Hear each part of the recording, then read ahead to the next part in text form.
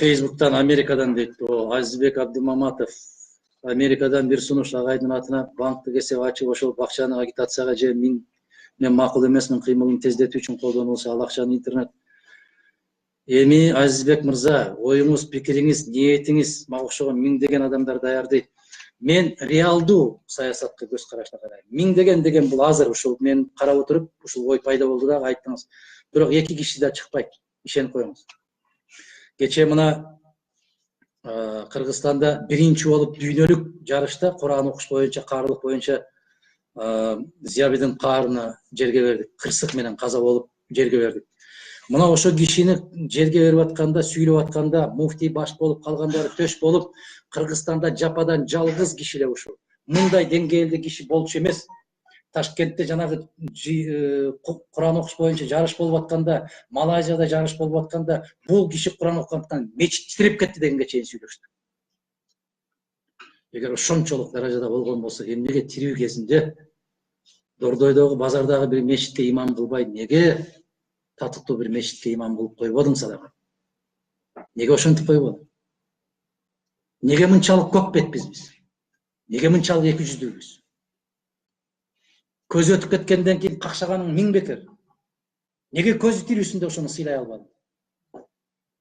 Ушул дүйнөлүк жарышта биринчи орунду, Кыргызстандын тарыхында биринчи орунду, дүйнөдө биринчи орунду алып келген кишини неге кастарлай албадың?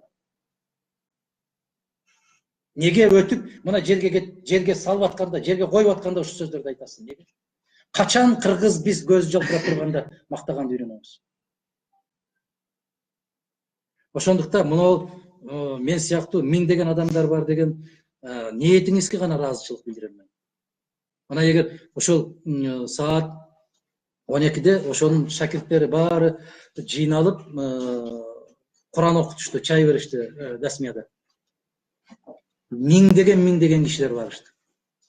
Эгерде ошондо муну дагы жарыя кылбастан акырын ошол шакирттери гана чакырган кишинде ошондой толуп кетишти, батпай кала тургандай болуп толуп кетишти.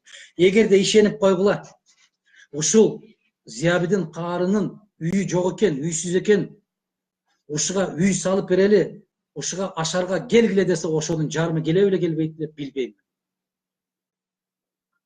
Ачуу тийип атабы сөзүм, ачуу тийип атат. Неге? Себеп мен элимди сүйөм. Элимди жакшы көрөм.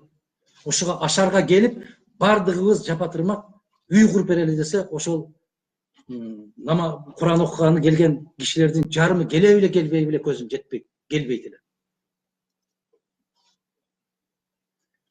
Сыртта жүргөндө адам мына Америкада жүргөн Азизбек мырза, ниетиңизге рахмат. Бирок мен эсеп ачып, антип-минтип дегенден алысмын.